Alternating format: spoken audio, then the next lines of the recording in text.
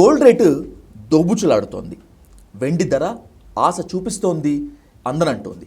అయితే బంగారం వెండి ఎప్పుడు కొనాలి, ఎప్పుడు అమ్మాలి, అసలు ఇప్పుడు కొనాలా వద్దా, ఎప్పుడు తగ్గుతుంది, ఇలాంటి ఎన్నో ప్రశ్నలు ఇన్వెస్టర్లు మాత్రమే కాకుండా సగటు మధ్యతరగతి జీవిని కూడా వెంటాడుతున్నాయి, వేధిస్తున్నాయి. ఇదిగో ఎంత పెరుగుతుందో అంతే స్థాయిలో తగ్గిపోతుందనేటువంటి వాళ్ళు కొంతమంది. అంత అత్యాశ పెట్టుకోవాల్సిన అవసరం లేదు. అప్పట్లో ఇప్పట్లో ఎప్పుడు కూడా బంగారం తగ్గదు అనేటువంటి వాదన ఇంకొకటి. ఈ రెండింటిలో ఏది కరెక్ట్ అనేటువంటి అంశంతో పాటు మిగతా అంశాలపై కూడా ఇన్ డీటెయిల్గా ఇన్ డెప్త్గా డిస్కస్ చేద్దాం. స్టాక్ మార్కెట్ అనలిస్ట్ అలాగే ఫైనాన్షియల్ ఎక్స్పర్ట్ శ్రీరామచంద్రమూర్తి గారితో.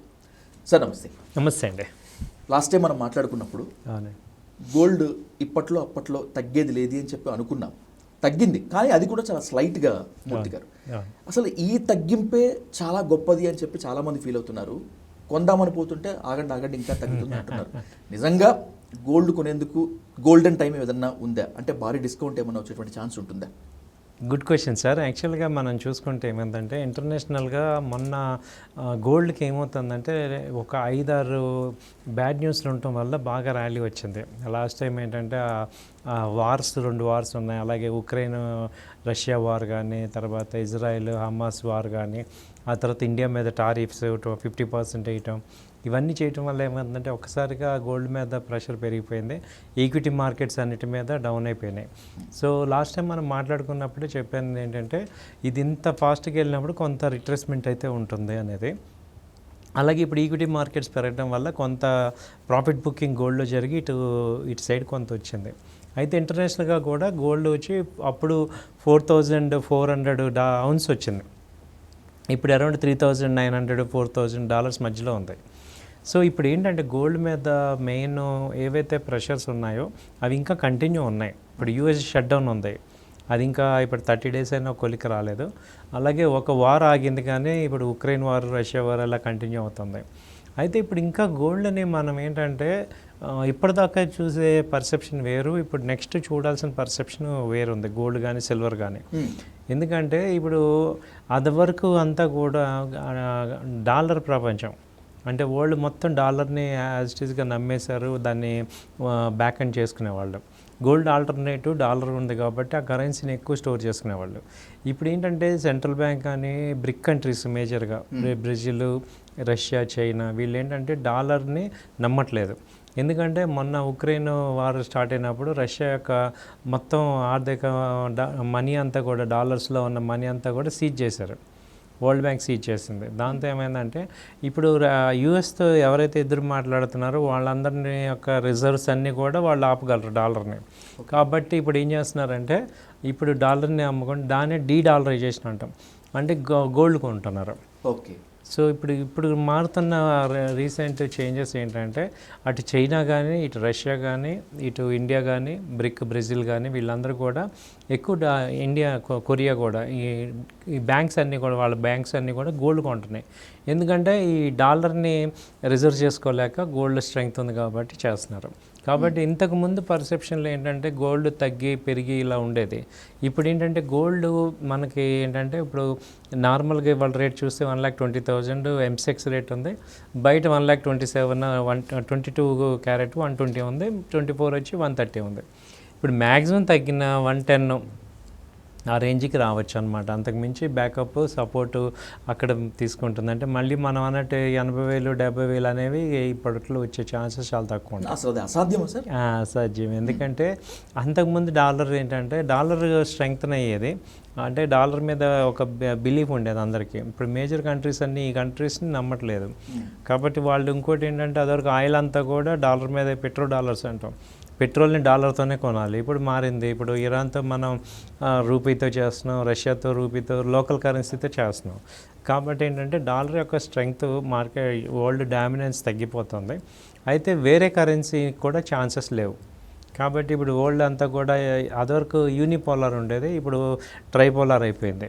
సో కాబట్టి ఎవరి కరెన్సీ ప్రకారం వాళ్ళు చేసుకున్నారు. కాబట్టి ఇప్పుడు అందరికీ కూడా బ్యాకప్ గోల్డ్ ఉండాల్సిందే. గోల్డ్ బ్యాక్డ్ కరెన్సీ అయితేనే వాళ్ళు యాక్సెప్ట్ చేస్తున్నారు. సో కాబట్టి ఏంటంటే మన దగ్గర ఇవాళ కరెన్సీ మింట్ చేయడానికి నా దగ్గర ఉన్న గోల్డ్ని బట్టే నేను మింట్ చేయగలను. అలా కరెన్సీ ఇప్పుడు మింటింగ్ అంతా కూడా గోల్డ్ బ్యాకప్ ఉంటుంది. సో కాబట్టి ఏంటంటే కంపల్సరీ ప్రతి స్ట్రాంగ్ కంట్రీస్ అన్నీ కూడా కంపల్సరీ గోల్డ్ మెయింటైన్ చేయాలి. దానివల్ల ఏంటంటే ఇక గోల్డ్ పెద్దగా తగ్గేదే ఉండదు. ఒక 10,000 15,000 నార్మల్. సో పెద్దగా ఏం తగ్గేలేదు అనుకున్నప్పుడనే ఒక 10,000 తగ్గింది సార్. మీరు అన్నట్లు 80,000-70,000 రాకపోవచ్చేమో, కానీ 1 lakh వరకు మైల్ స్టోన్ వరకు వచ్చి ఆగే ఛాన్స్ 1 lakh రావాలి అంటే అక్కడ ఏమో వాళ్ళు యూఎస్ మార్కెట్లో షట్ డౌన్ ఓపెన్ అయిపోవాలి. అలాగే ఇప్పుడు ఏమంటుందంటే ట్రంప్ అంతకుముందు ఇప్పుడు 1 year వరకు ఆయన బాగా భయపెట్టిన ఆయన ఇప్పుడు తగ్గుతాడు. ఆయన ఇప్పుడు ఆల్రెడీ చెప్తున్నారు, ఇండియాతో వస్తాను నేను, ఇండియాతో మైత్రి ఉంది, గుడ్ ఫ్రెండ్స్, ఇవన్నీ మాట్లాడుతున్నారు. ఇప్పుడు చైనా ఎఫెక్ట్ బాగా పడిందా? చైనా మీద దూకుడుగా వెళ్ళారు, నెక్స్ట్ ఇండియాని అనుకున్నారు, కానీ చైనా ముందు కాస్త తగ్గినట్టే ఉన్నారు. అందుకంటే చైనాలో రేర్ ఎర్త్ మెటల్స్ ఉన్నాయి, అవి అన్నిటికీ ఎలక్ట్రోమాగ్నెట్ ఐటమ్స్ అంటే కావాలి. యూఎస్లో తక్కువ ఉన్నాయి. ఇప్పుడు అంతకుముందు ఏంటంటే ఆయిల్ ఎవరికి ఉందో వాళ్ళు లీడర్ వరల్డ్. ఇప్పుడు రేర్ ఎర్త్ మెటల్స్కి వచ్చేసింది, షిఫ్ట్ అయిపోయింది. ఎందుకంటే ఎలక్ట్రికల్ వెహికల్స్ కానీ, లిథియం బ్యాటరీస్ కానీ, లేకపోతే చిప్స్ కానీ, ఇవన్నిటికీ కూడా ఈ రేర్ ఎర్త్ మెటల్స్ కావాలి. కాబట్టి వాటికి ఇప్పుడు ఏ కంట్రీలు ఎక్కువ ఉన్నాయో వాళ్ళు డామినేట్ చేస్తున్నారు. ఇప్పుడు మార్కెట్ అంతా కూడా అటు షిఫ్ట్ అయింది. సో ఇప్పుడు ఏమవుతుందంటే చైనా మీద వాళ్ళు స్టాప్ చేసామనే పాటికి వెళ్ళి మాట్లాడొచ్చారు. సో దాంతో కొంత 1 year పాటు సీలింగ్ ఆగి వాళ్ళు ఎక్స్పోర్ట్ చేస్తామంటున్నారు. అలాగే ఇండియా కూడా ఇప్పుడు ఎక్కడ కూడా తగ్గలేదు. ఆల్మోస్ట్ ఇండియా డౌన్ అవుద్దేమో అనుకున్నారు, కానీ ఆయన అక్కడ తగ్గకపోవడంతో ఆయనే తగ్గాల్సి వచ్చింది. అప్పుడు ఏమవుతుందంటే గోల్డ్కి ప్రెషర్ తగ్గిపోతుంది. సో అంటే ఇప్పుడు గోల్డ్ ఇమ్మీడియట్గా పెరగదు, అలానే ఇదే రేంజ్లో ఉంటుంది అనమాట. అంటే అంతకుముందులాగా విపరీతంగా ఇప్పుడు అప్ ట్రెండ్ అయితే ప్రజెంట్ కొంచెం గ్యాప్ తీసుకుంటుంది. సో రేంజ్లో ఉంటుంది. సో అది అయితే అటు డౌన్ వచ్చేసేసి 1 lakh అనేది మీరు అన్నట్టు ఇవన్నీ కాంబినేషన్స్ చూసుకుంటే 3 months నుంచి 6 months లోపు ఛాన్సెస్ ఉన్నాయి. సో అక్కడి నుంచి అయితే ఏంటంటే ఇక బేస్ అవుతుంది అది. ఓకే, గోల్డ్ వరకు ఓకే సార్. నెక్స్ట్ ఆల్టర్నేట్గా ఆశ ఉండేది వెండి మీదనే. బంగారం అంత స్థాయికి వెళ్ళిపోయినప్పటికీ కూడా పసిడి ధరతోటే వెండి ధర కూడా పరుగులు పెడుతూ ఉంది. వెండి కూడా కాస్త తగ్గుముఖం పట్టింది. వెండి మీద ఇన్వెస్ట్ చేసుకోవాలి, వెండిని కొని కాపాడుకోవాలనేటువంటి వాళ్ళకి ఏం సూచిస్తారు? అంటే తగ్గుతుందా లేకపోతే ఇలాగే ఉంటుందా? ఒకవేళ తగ్గినా అది ఒక స్మాల్ రిలీఫ్గా ఉంటుందా? వెండి గురించి పెరగటానికి మీకు ఒక 5 reasons చెప్తాను. ఇప్పుడు మనకు అంతకుముందు లేనిది ఇప్పుడు ఉన్నవి వెండి మీద ఫోకస్ చేయడానికి ఏంటంటే, ఫస్ట్ ఏంటంటే ఇప్పుడు సోలార్ ప్యానల్స్లో ఇప్పుడు మొత్తం అంతా వరల్డ్ అంతా సోలార్ మీద ఉంది. కాబట్టి సోలార్ ఒక ప్యానల్ వాడాలంటే 15 grams నుంచి 20 grams సిల్వర్ కావాలి. సిల్వర్ ఏంటంటే good conductor of heat, electricity కానీ హీట్ కానీ. కాబట్టి ఇప్పుడు సోలార్ ఇండస్ట్రీ పెరుగుతున్నంతకాలం వెండి కావాలి, ఆల్టర్నేట్ మెటల్ లేదు, కాపర్ కూడా రిప్లేస్మెంట్ అవ్వదు. సో రెండోది ఎలక్ట్రికల్ వెహికల్స్కి బ్యాటరీస్లో లిథియం అల్యూమినియం బ్యాటరీస్లో సిల్వర్ కావాలి. సో అంటే ఇండస్ట్రియల్ యూసేజ్ ఒక 5-6 ఇండస్ట్రీస్కి ఇప్పుడు వెండి కావాల్సి వచ్చింది రా మెటీరియల్. కాబట్టి ఏంటంటే గోల్డ్ కన్నా ఇప్పుడు వెండికి రిక్వైర్మెంట్ ఉంది ఫిజికల్గా. సో ఇప్పుడు సోలార్ ఇండస్ట్రీ అయిపోయింది. ఆ తర్వాత మెడిసిన్లో కూడా ఇది జర్మ్స్ని కిల్ చేస్తూ ఉంటుంది వెండి, కాబట్టి దానికి కూడా వాడుతున్నారు. తర్వాత ఇంకొక ఇండస్ట్రీస్, ఫిల్మ్ ఇండస్ట్రీస్లో సిల్వర్ స్క్రీన్స్ కావాలి. తర్వాత ఏమది గోల్డ్ రేట్ పెరిగింది కాబట్టి ఆల్టర్నేట్గా సిల్వర్ కాయిన్స్ ఎక్కువ స్టోర్ చేస్తున్నారు. సో దానికోసమే సిల్వర్కి మెటల్కి డిమాండ్ ఉంది. అలాగే ఇప్పుడు ప్రొడక్షన్ తగ్గట్టుగా డిమాండ్ తగ్గట్టు ప్రొడక్షన్ లేదు, కాబట్టి ఆ వెండి అయితే ఎక్కువగా పెరిగే ఛాన్సెస్ ఉంటాయి. సో ఆల్మోస్ట్ వెండి అయితే కంటిన్యూగా పెరుగుతుంది. సో గోల్డ్తో పాటు ఈక్వల్గా వెండికి ఇప్పుడు ఎక్కువ ఇండస్ట్రియల్ యూసేజ్ ఉంది కాబట్టి ఫిజికల్ యూసేజ్ ఎక్కువ ఉంది. సో వెండిని ఇవాళ మనం ఏంటంటే అదొక రెగ్యులర్ డిమాండ్ ఉన్న మెటల్గా చూడొచ్చు. వెండి మీద ఇన్వెస్ట్ చేయాలన్నటువంటి వాళ్ళకి ఇది చాలా గుడ్ న్యూస్. కానీ తగ్గుతుందేమో, వెండిని కాస్త కొని తగ్గితే బెటర్ అండి, తగ్గితే బెటర్ ఇంకా కొనుక్కోండి. ఎందుకంటే మీరు వెండిని ట్రేడింగ్ లాగా కాదు, ఒక 2 years 3 years 5 years హోల్డింగ్ పీరియడ్లో చూసుకుంటే మంచి రిటర్న్స్ వస్తాయి. ఒక క్వశ్చన్తో గోల్డ్కి సిల్వర్కి ఈ ఎపిసోడ్ని ఫుల్ స్టాప్ పెడతాను సార్. ఎందుకు గోల్డ్ ఈ స్థాయిలో పెరుగుతుంది అంటే బంగారం మీద ప్రజలకు, మనుషులకు బాగా విపరీతమైన ఆసక్తి పెరిగిపోవటము, ఆభరణాలు చేయించుకోవటం అనేటువంటిది ఒక వాదన ఉంది. లేదు, ఇది తక్కువే. సంక్షోభ సమయాలను ఎదుర్కొనేందుకు కొన్ని దేశాలు పెద్ద మొత్తంలో బంగారం కొని స్టోర్ చేసుకోవటం కాపాడుకోవటం అనేటువంటిది ఇంకొక వాదన. ఈ రెండిట్లో ఏది కరెక్ట్? గోల్డ్ రేట్ ఆ స్థాయిలో వెళ్ళిపోవడానికి, ఇక భవిష్యత్తులో గోల్డ్ 1,00,000 దాటి కిందకి రాదు అనడానికి? మీరు అన్నట్టు ఒక ఎగ్జాంపుల్ చెప్తాను, కరెంట్ ఎగ్జాంపుల్. ఇవాళ వెనిజులా అనే కంట్రీలో కరెన్సీ చూడండి, కరెన్సీ ఉంది కదా, ఇంత కరెన్సీ ఇస్తే మీరు వీడియోలో చూసారు, ట్రక్ కరెన్సీ రోడ్డు మీద పారేశారు. ఎందుకంటే ఇన్ఫ్లేషన్ అనమాట. ఓకే. అంత కరెన్సీ ఇచ్చినా మీకు నార్మల్గా 1 కేజీ బియ్యం రావట్లా.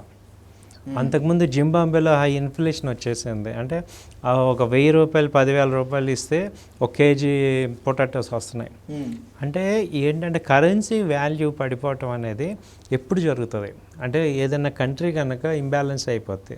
సో కానీ గోల్డ్కి ఏమవుతుందంటే ఎప్పుడు కూడా గోల్డ్కి దాని యొక్క వాల్యూ హోల్డ్ అవుతుంది. ఇది ఇవాళ కాదు, కొన్ని వేల సంవత్సరాల నుంచి గోల్డ్కి ఆ వాల్యూ ఉంది. సో మీరు నేను మన జనరేషన్ కాదు, కొన్ని వేల సంవత్సరాల నుంచి కూడా అసలు గోల్డ్ అనేది ఒక డామినేటింగ్ ఎక్స్చేంజ్ ఐటమ్ అనమాట. కాబట్టి గోల్డ్ ఇంకో కొన్ని వేల సంవత్సరాలకైనా దాని వాల్యూ ఉంటుంది. ఎందుకంటే ఈ వాల్యుబుల్ పెరిషియస్ మెటల్స్లో ఏంటంటే గోల్డ్ అనేది చాలా ఇంపార్టెంట్. మనకు కూడా అంతకుముందు చిన్నప్పుడు కూడా ఎప్పుడు కూడా గోల్డ్ అనేది మన యొక్క సొసైటీలో ఒక భాగం అనమాట. ఏదైనా ఫంక్షన్స్ అప్పుడు ఎందుకు పెడుతున్నారంటే ఆర్థిక భద్రత అనేది ఎక్కువ గోల్డ్లో ఉంటుంది. కాబట్టి గోల్డ్ కొనుక్కోవాలి అందరం. ఇక అది నేను కొనను దానికి వాల్యూ లేదు అంటే లేదు అనమాట. సో ఈవెన్ కంట్రీస్ అన్నీ కూడా గోల్డ్ బ్యాకప్ ఇప్పుడు చేసుకోవాల్సి వస్తుంది. అదివరకు డాలర్ని బ్యాకప్ చేసుకునేవాళ్ళు, ఇప్పుడు దాని బదులు ఫిజికల్ గోల్డ్ పెట్టుకోవాల్సి వస్తుంది. అప్పుడే స్ట్రెంగ్త్ ఉంటుంది. సో వేరే ఏది కూడా ఏ కమోడిటీ కూడా గోల్డ్ని రీప్లేస్ చేయలేవు. ఓకే. సో అది అసలు అవ్వదు. నా ఫ్రెండ్స్ చాలామంది కాస్త అప్పు చేసైనా కూడా బంగారం కొనుక్కుందాము, ఎందుకంటే రాబోయేటువంటి రోజుల్లో పెరిగేటువంటి ఛాన్స్ ఉంది, పెరగకపోయినా కూడా మనం కొన్న అమౌంట్కి ఏమాత్రం దిగిపోదు అనేటువంటి ఆశ ఉంది. ఇది అత్యాశ, బంగారం కింద పడిపోతుంది అనేటువంటి వాళ్ళు ఉన్నారు. అప్పు చేసైనా కూడా గోల్డ్ కొనుక్కోవడం బెటర్ అంటారా, లేకపోతే వాళ్ళ తాహతకు తగ్గట్టుగా స్టేటస్కి తగ్గట్టుగా గోల్డ్ కొని స్టోర్ చేసుకోవడం better? What you suggest sir? దీనికి ఏం చెప్పాలంటే ఆయన ఏజ్ ఫ్యాక్టర్. ఇప్పుడు ఒక 30 years 40 yearsలో ఉన్న బిలో ఉన్న వాళ్ళు అప్పు చేసుకోవచ్చు. ఎందుకంటే ఎర్నింగ్ టైం ఉంది. 60 years వచ్చాకంటే అది ఆ మెంటల్ ప్రెషర్ తీసుకోలేరు, పేయింగ్ కెపాసిటీ ఉండదు. కాబట్టి తీసుకోండి, అప్పు చేయండి. ఎందుకంటే గోల్డ్కి ఎప్పుడు కూడా ఒకవేళ తీర్చలేకపోతున్నాం అమ్మేస్తాం. ఇప్పుడు మన వల్ల కావట్లేదు. బట్ ఏంటంటే ఆ గోల్డ్ ఉండటం వల్ల మనకేంటంటే ఫస్ట్ ఒక కాన్ఫిడెన్స్ లెవెల్ ఉంటుంది. అటు గోల్డ్ 2 అడ్వాంటేజ్లు ఏంటంటే అటు మనము ఆర్నమెంట్స్ పెట్టుకొని ఎంజాయ్ చేస్తాం. రెండోది అవసరమైతే డబ్బులు అవసరమైతే ఇమీడియట్గా క్యాష్ అండ్ క్యారీ అయిపోయి చేసుకుంటాం, లేకపోతే అమ్మేస్తాం. కాబట్టి మీకు ఆ గోల్డ్కి ఆ బ్యాకప్ ఉంది. ఇప్పుడు అంటే ఒక స్థాయి వరకు పెట్టుకోవాలి, అంటే మళ్ళీ దానిలో కూడా లిమిటేషన్స్ ఉన్నాయంటే కొంచెం ఉంటాయి అన్నమాట. ఇప్పుడు గోల్డ్ ఒక రకంగా చెప్పాలంటే డెడ్ ఇన్వెస్ట్మెంట్. అది ఏమవుతుంది, ఎప్రిషియేట్ ఇప్పుడు ఈ 6 నెలలు 1 year చూసాం, కానీ కంటిన్యూగా ఇదే ట్రెండ్ వెళ్దాం. ఒక స్టేజ్ తర్వాత ఏమవుతుంది, ఏడాదికి ఒక 20,000 పెరుగుతుంటుంది. 15,000 నుంచి 20,000 పెరుగుతుంది. ఆ స్పీడు ఆ పేజ్ ఏమవుతుందంటే ఇప్పుడు ఈ స్పీడ్ ఆగింది అనుకోండి, మళ్ళీ మనకు అనిపిస్తుంది ఎందుకు గోల్డ్ అని. అంటే మీకు మనం ఏంటంటే ఇప్పుడు మార్కెట్ ట్రెండ్, మార్కెట్ బాగున్నప్పుడు నేను కొంటాను, మార్కెట్ బాగాలేనప్పుడు కొన్నాను అని కాకుండా మన ఫ్యామిలీలో ఇప్పుడు మన ఫ్యామిలీలో ఫంక్షన్స్ కానీ ఇవన్నీ ఉంటాయి, నెక్స్ట్ ఉంటాయి. కాబట్టి దానికి తగ్గ గోల్డ్ అక్యుములేట్ చేసుకుంటూ ఉంటామే. అంటే మనం ఎవ్రీ ఇయర్ కొంత ఒక 20-30% గోల్డ్ అక్యుములేట్ చేసుకోవాలి. అది మస్ట్ అనుకోవాలి, ఎందుకంటే మనకి అది ఆర్థిక భద్రత అదే. అయితే ఇప్పుడు మ్యూచువల్ ఫండ్స్లు, ఇప్పుడు కొంతమంది మ్యూచువల్ ఫండ్స్ కానీ లేకపోతే స్టాక్ మార్కెట్ కానీ ఇంకా రియల్ ఎస్టేట్ కానీ ఇవన్నీ కొంచెం అప్పుడప్పుడు హెచ్చుతగ్గులు అవుతుంటాయి. ఓకే. గోల్డ్ అయితే అంత వరస్ట్ కేసు ఎప్పుడు అవ్వదు. సో అందుకని ఇంకా వరస్ట్ కేసు వచ్చినప్పుడు ఇది పెరుగుతుంది యాక్చువల్గా. ఓకే. సో కాబట్టి నేను గోల్డ్ అనే దానికి ఇంపార్టెన్స్ ఒక 20-30% మన వెల్త్లో ఇవ్వాలి. సార్, మిమ్మల్ని బంగారానికి వెండికే మాత్రమే పరిమితం చేయదలుచుకోవట్లేదు నేను, ఎందుకంటే మీతో ఇంటర్వ్యూ అన్నప్పుడు నా ఫ్రెండ్స్ చాలామంది నాకు కొన్ని సజెషన్స్ ఇచ్చారు అండ్ బై ద సేమ్ వాళ్ళ క్వశ్చన్స్ ఇచ్చారు. Let them ask they questions. Sir, first one, నా ఫ్రెండ్స్ సర్కిల్లో చాలామంది స్టాక్ మార్కెట్ మీద కాన్సన్ట్రేషన్ పెట్టినటువంటి వాళ్ళు ఉన్నారు, ట్రేడింగ్ చేస్తున్నారు. ఓకే. వాళ్ళు ఏమంటారంటే మేము సంపాదిస్తున్నాం కదా, నీ దగ్గర సేవింగ్స్ కనుక ఏమన్నా ఉంటే నువ్వు స్టాక్ మార్కెట్లో ఇన్వెస్ట్ చేయి, మేము కొంతకాలం ట్రేడింగ్ చేస్తాము, లేకపోతే నువ్వు ట్రేడింగ్ నేర్చుకో, ఎందుకు స్టాక్ మార్కెట్ వైపు నువ్వు వెళ్ళవు అనేటువంటిది ఒక పుల్అప్. ఇదంతా ఒక పెద్ద మాయ, జూదం లాంటిది, ఎప్పుడు పడిపోతుందో ఎప్పుడు లేస్తుందో అనేటువంటిది భయం నాది. Sir, what do you suggest? Stock marketing ట్రేడింగ్లోకి వెళ్ళటం కరెక్టా? ఒకవేళ గనక నేను వెళ్ళదలుచుకుంటే ఎక్కడెక్కడ ఇన్వెస్ట్ చేస్తే better? Could you explain very clearly? చాలా కరెక్ట్, డైరెక్ట్ క్వశ్చన్ అడిగారు సార్. మీరు అన్న పాయింట్లోనే స్టాక్ మార్కెట్ జూదమా, లేకపోతే అసలు ఏంటి స్టాక్ మార్కెట్ మాయా, లేకపోతే అసలు నిజంగా దీనిలో వెల్త్ క్రియేషన్ ఉందా, ఏం జరుగుతుంది అంటే, మీరు చాలామంది ఏంటంటే చూసే ఉంటారు, రాత్రి కోటీసులు అయ్యే ఉంటారు, రాత్రి బెకార్లు అయిపోయే ఉంటారు. సో ఇలా కాకుండా అసలు మనం ఇంతవరకు లైఫ్లో ఏంటంటే ఎప్పుడు కూడా మన జీవితాల్లో ఓవర్ నైట్ పడిపోము, ఓవర్ నైట్ పెరగం. మనం గ్రోత్ స్లోగా ఉంటుంది. ఎందుకంటే మనం డిగ్రీ చదివాక ఒక 10,000 శాలరీకి వెళ్తాం, తర్వాత 20,000, అలా 10 ఏళ్ళు అయ్యేపాటికి ఒక 50 లక్షల రూపాయల శాలరీకి అలా గ్రోత్ స్లోగా వస్తుంది. అది మనకి అలవాటు పడిపోయి ఈ స్టాక్ మార్కెట్ని ఏంటంటే ఒకేసారి మన ఏదో లక్షలు ఇచ్చేస్తాయి అనే ఒక ప్రాసెస్లో ఉన్న వాళ్ళందరికీ కూడా అది జూదంలా కనపడుతుంది. అంటే గ్యాంబ్లింగ్ అంటాం. వాట్ ఈజ్ అసలు ముందు డెఫినేషన్ ఆఫ్ గ్యాంబ్లింగ్ ఏంటి? జూదం అంటే ఏంటి అసలు? గ్యాంబ్లింగ్ డెఫినేషన్ ఏంటి అంటే, without research if you invest anything that is called gambling. Okay. So research లేకుండా, ఒక మంచి చెడు ఆలోచించకుండా, ముందు వెనక చూడకుండా మనం డబ్బులు కనుక పెడితే దాన్ని గ్యాంబ్లింగ్ అంటాం. సో అలా ఆలోచించి ఇన్వెస్ట్ చేసే వాళ్ళందరూ కూడా ఈ మార్కెట్ని గ్యాంబ్లింగ్ అనుకుంటారు. అలా కాకుండా ఒక కంపెనీ ఏంటి, ఒక బిజినెస్ లాగా ఒక ఇన్వెస్ట్మెంట్ ఏంటి, అసలు ఈ కంపెనీలు ఎలా ఉన్నాయి, ఈ కంపెనీలో గ్రోత్ ఎలా ఉంది, ఏ సెక్టార్లో ఉంది, అసలు ఈ కంపెనీ ఏ పని చేస్తుంది, అలా ఆలోచించి వాళ్ళు ఎలా ఉన్నారు, లాస్ట్ 5 years నుంచి వాళ్ళ గ్రోత్ ఎలా ఉందని చూసుకొని ఇన్వెస్ట్ చేస్తే దాన్ని రైట్ ఇన్వెస్ట్మెంట్ అంటాం. అంటే ఒకే విషయాన్ని చూడటంలో మార్పు అన్నమాట. మనం చూసే పర్సెప్షన్ని బట్టి అదేంటనేది అర్థమవుతుంది. సో గ్యాంబ్లింగ్ అనేది ఎవరికి వస్తుంది అంటే, గ్యాంబ్లర్ మైండ్ సెట్ ఉన్న వాళ్ళకి వస్తుంది. అంటే చాలా తొందరగా నేను ఫాస్ట్గా గ్రో అయిపోవాలి, ఓవర్ నైట్ అయిపోవాలి, నా అప్పులను తీరిపోవాలి, నేను లక్షలు సంపాదించాలి, ఈ టెండెన్సీ ఉన్న వాళ్ళు ఇది మార్కెట్ అలా ఉంటుంది అనుకుంటున్నారు, కానీ అది అలా ఉండదు. సో ఇప్పుడు మనం చూసుకుంటే, ఇప్పుడు ఒక హిందుస్థాన్ యూనిలివర్ కంపెనీ ఉంది, మనందరికి తెలిసింది. అది 100 సంవత్సరాల కంపెనీ. సో ఇప్పుడు అది ఇంకో 100 సంవత్సరాలు ఉంటుంది. అలాంటి మన ఇంట్లోనే దాదాపు ఒక 20-30 కంపెనీలు ఉంటాయి మనం రోజు వాడుకునే. ఇప్పుడు మీరు బండి ఉంది, హీరో మోటార్, అది ఎప్పటి నుంచి ఉంది, 20 ఏళ్ళు ఉంది. సో అలాంటి కంపెనీస్ని వాటిలో ఇన్వెస్ట్ చేస్తే అవి సిస్టమేటిక్గా సేల్స్ పెంచుకుంటూ ఉంటే ఆ షేర్లు పెరుగుతూ ఉంటాయి. అలా ఆలోచించి ఒక 2 years, 3 years, 5 years అలా హార్జన్లో మనం ఇన్వెస్ట్ చేసుకుంటూ గ్రోత్ చేసుకుంటూ ఉంటే ఇది స్టాక్ మార్కెట్ కూడా ఇట్స్ ఎ ప్యాసివ్ ఇన్కమ్. అలా కాకుండా నేను చాలా ఫాస్ట్గా గ్రో అవుతానంటే దానికి ఏంటంటే చాలా టెక్నికల్ అనాలిసిస్ రావాలి, ఎక్స్పీరియన్స్ రావాలి. అప్పుడు నేను ఏదో షార్ట్ టర్మ్లో గెయిన్ చేస్తాను అనుకుంటే వాళ్ళకి ఏంటంటే దానికి టెక్నికల్ బ్యాకప్ ఉండాలి. ఓకే. సో ఆ బ్యాకప్ నాలెడ్జ్ అదంతా ప్రాసెస్ చేసుకుంటే దానిలో అలా షార్ట్ టర్మ్లో చేయొచ్చు. బట్ మీలాంటి వాళ్ళు ఉన్నారు, మీరు ఆల్రెడీ మీ జాబ్ మీకు ఉంది. సో మీరు దీనికే 8 hours 10 hours స్పెండ్ చేస్తున్నప్పుడు దానికి మళ్ళీ మనం అంత స్పెండ్ చేయలేనప్పుడు మనం ఏం చేయాలి? మీలాంటి వాళ్ళు ఏం చేయాలి? ఒక ఎక్స్పర్ట్స్తో మాట్లాడటం, సో ఒక ప్రొఫెషనల్ ఎవరైనా ఉంటే వాళ్ళతో మాట్లాడటం, లేదా ఫండమెంటల్గా స్ట్రాంగ్ కంపెనీస్ ఏమైనా ఉంటే వాటిలో ఇన్వెస్ట్ చేసుకోవటం వల్ల మీరు ప్యాసివ్ ఇన్కమ్ జనరేట్ అవుతాయి. సో అల్టిమేట్గా ఏంటంటే వెల్త్ క్రియేషన్. ఇప్పుడు మన దగ్గర ఒక 1 lakh ఉంది, 2 lakhs ఉంది. ఈ వెల్త్ క్రియేట్ అవ్వాలి అంటే వరల్డ్ మొత్తం మీద 3 ఆప్షన్స్. 1 ల్యాండ్ కొనుక్కోవటం, ఓకే. 2 బిజినెస్ చేసుకోవటం, 3వది ఏంటంటే సక్సెస్ఫుల్గా బిజినెస్ ఎవరైతే చేస్తున్నారో వాళ్ళ దానిలో ఇన్వెస్ట్ చేయటం. ఓకే. అదే stock market. Stock market is nothing but buying selling of shares. It is understanding of the business, investment in the business. అంటే ఒక సక్సెస్ఫుల్గా రన్ అయ్యే కంపెనీలో ఇన్వెస్ట్ చేయడానికి ప్లాట్ఫామ్ అది. సో ఈ కంపెనీ సక్సెస్ఫుల్గా ఉందా లేదా అని తెలుసుకోవాల్సిన బాధ్యత ఎవరిదే? ఎవరైతే ఇన్వెస్ట్ చేస్తున్నారో వాళ్ళదే. కాబట్టి మనము ఈ కంపెనీ బాగుందా లేదా అనేది అర్థం చేసుకొని దానిలో ఇన్వెస్ట్ చేసుకుంటే it will definitely give good results. ఒకవేళ ఇన్వెస్ట్ చేయాలంటే స్టాక్ మార్కెట్లో వీటిలో ఇన్వెస్ట్ చేస్తే better, could you suggest? Okay, మీకేంటంటే మేము ఒక 5 కంపెనీస్ సజెస్ట్ చేస్తాను. సో ఇదేంటంటే యాజ్ పర్ సెబీ రూల్స్ ప్రకారం ఏంటంటే మీరు కూడా 1-2 సార్లు ఆలోచించుకోండి. మేము అక్కడ రికమెండ్ చేయట్లేదు. సో నేను ఒక ఎడ్యుకేషన్ పాయింట్ ఆఫ్ వ్యూలో మీకు ఇస్తున్నాం. సో ఫస్ట్ ఏంటంటే మనకి ఇప్పుడు స్టేట్ బ్యాంక్ ఆఫ్ ఇండియా బాగా రిజల్ట్ ఇచ్చింది. సో అది ఇప్పుడు 960 అలా ఉంది. అది మంచి గ్రోత్లో ఉంది. సో అది ఒకటి బై చేసుకోవచ్చు. ఒక 2-3 మంత్స్ 6 మంత్స్ గ్యాప్లో తీసుకుంటే 1050 దాకా ఛాన్స్ ఉంది. సో బై అండ్ డిప్స్ మళ్ళీ తగ్గినప్పుడల్లా కొంత ఇన్వెస్ట్ చేసుకోవచ్చు. స్టేట్ బ్యాంక్ ఆఫ్ ఇండియా మనందరికి తెలిసిన కంపెనీ. రెండోది ఏంటంటే టీవీఎస్ మోటార్స్ అది ఆ ఎలక్ట్రికల్ వెహికల్స్లో బాగా డామినేటింగ్ ఉంది. సో అది మంచి సేల్స్ నమోదు చేస్తుంది. సో అది మంచి క్వార్టర్ రిజల్ట్స్ కూడా బాగున్నాయి.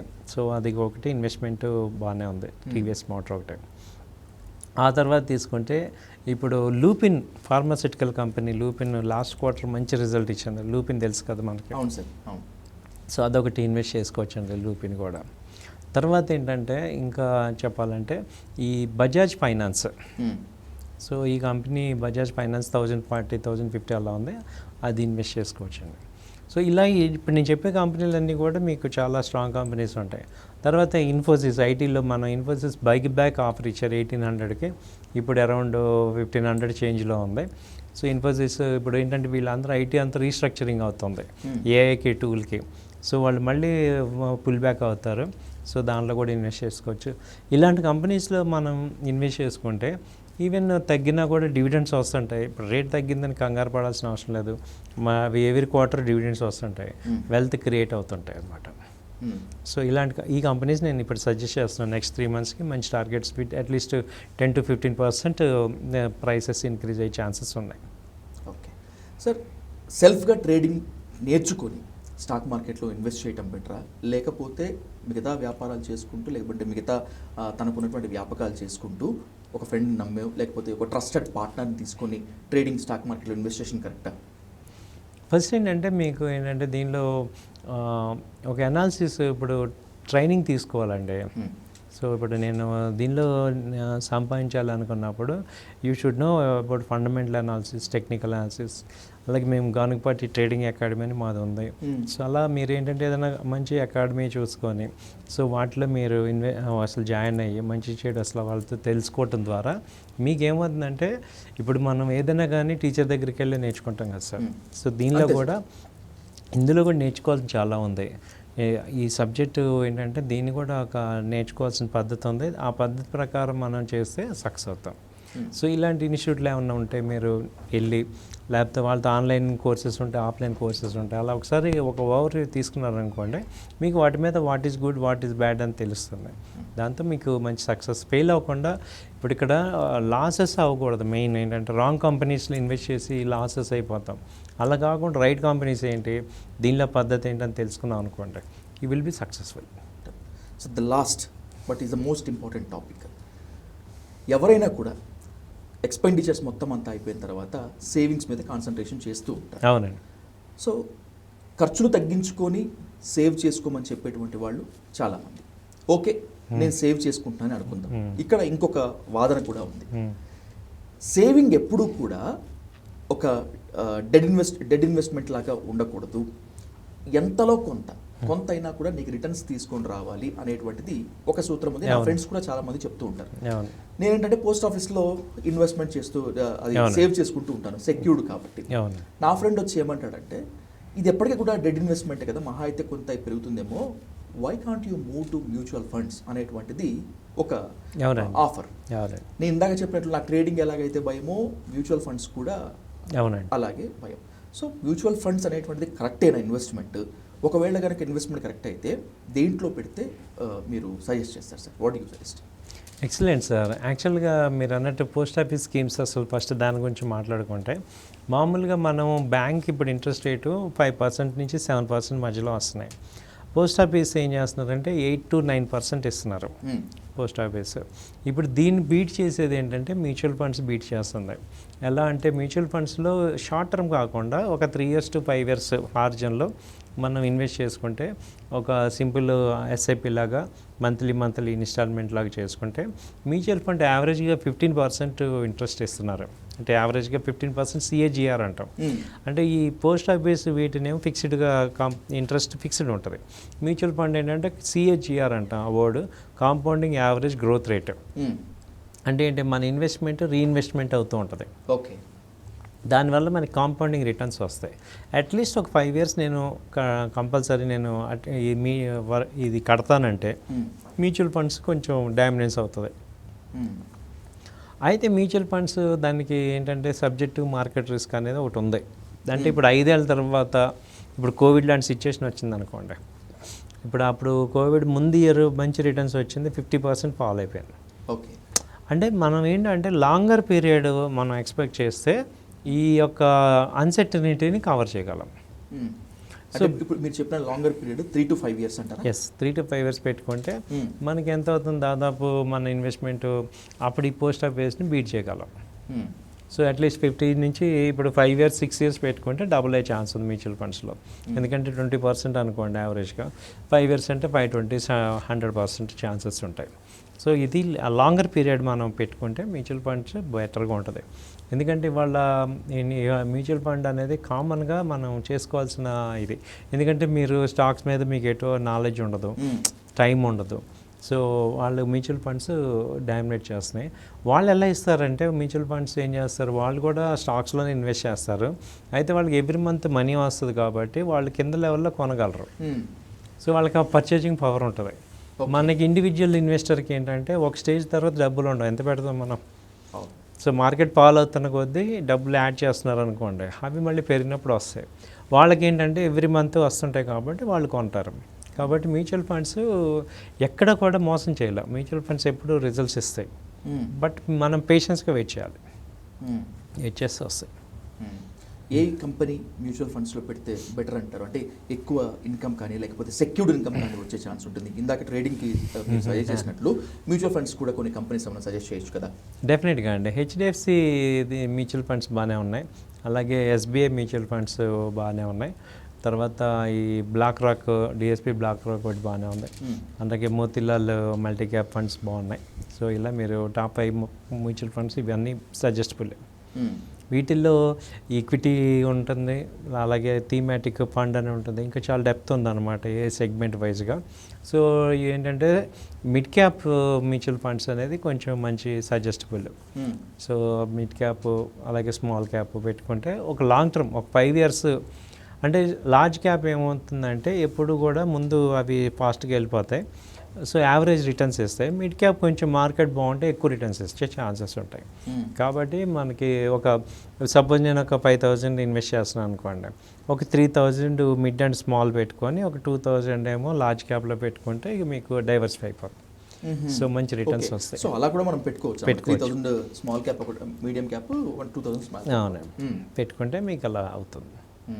సో ఈ 5 మీరు చెప్పినటువంటి ఈ 5 కంపెనీస్ ఇప్పటి వరకు అప్స్ అండ్ డౌన్ అనేటువంటి హిస్టరీ ఏమన్నా ఉందా? అంటే మ్యూచువల్ ఫండ్స్ అన్న కూడా చాలా మందికి భయం, ఒక మిత్ లాగే ఉంటుంది సార్. మీరు అన్నట్లు ఇందాక ఒక మార్కెట్ రేట్ కూడా డౌన్ఫాల్ అయ్యేటువంటి ఛాన్స్ ఉంటుంది. ఒకవేళ ఉంటే మార్కెట్ రేట్ ఏ స్థాయిలో డౌన్ఫాల్ ఉంటుంది? డౌన్ఫాల్ ఏమవుతుందంటే మ్యూచువల్ ఫండ్లో అడ్వాంటేజ్ ఏంటంటే మనం రోజు చూసుకోము అది. ఇప్పుడు మీరు ఏదైనా షేర్ కొన్నారనుకోండి, అది రోజు చూసుకుంటాం, డౌన్ అయిందని మీడియాలోనూ టీవీస్లోనూ షాక్ మార్కెట్ పడిపోయింది అది ఇది అంటాం. ఇప్పుడు మ్యూచువల్ ఫండ్లో ఏమవుతుంది, దానిలో మనం చూడం కాబట్టి అది డౌన్ అయినా పెద్ద పెయిన్ ఉండదు, అది మళ్ళీ ఓవర్ ఏ పీరియడ్ మనకి రికవర్ అవుతాయి.